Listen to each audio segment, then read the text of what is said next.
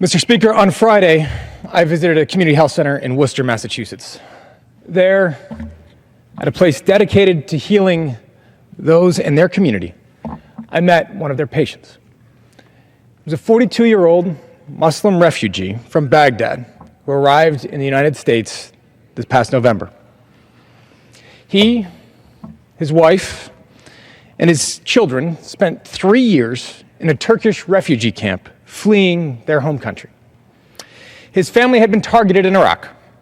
He had been hospitalized 4 times with bombing injuries. He and his wife had both been shot. He watched his own brother burned to death in front of his eyes. And countless members of his family are still missing. He was a musician back home. He struggled to keep up his craft as he has fled.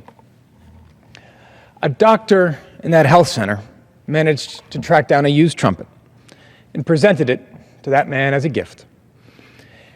Now, every time he visits that health center, he brings the trumpet and plays it for the staff. My visit was no exception. He stood in front of our group and proudly played our national anthem with tears in his eyes, because this country had given him a home. This country is helping him mend his wounds, has protected his family, and has given him a chance to fight another day. It is a badge of honor that he shares with every single person living in our great nation, regardless of color or creed, that we are all bound together by the immense opportunity of those golden doors, opened at one point for our own families, sometime down the road. Hours after our visit, our president, his president, told him that his relatives, his neighbors, and millions of others who have suffered just as he has were no longer welcome here.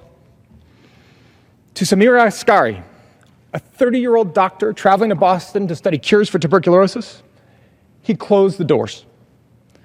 To the Iraqi general who commands American-trained counter-terrorist force, traveling here to visit his relocated family, our president closed our doors.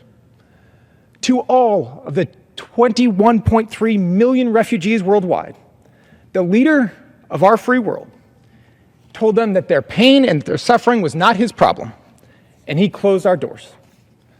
And to the global community, he made clear that his government will give in to terror and will make decisions based on fear rather than strength. Mr. President, I hope you hear us loud and clear when we say that these actions are an insult to the country we all love. They are an insult to our Constitution and an embarrassment to the blood, the sweat, and the tears that generations of Americans have shed in defense of Lady Liberty. And so, Mr. President, we will fight. We will march. We will protest. We will raise our voices. And one day, we will win. Thank you. I yield back.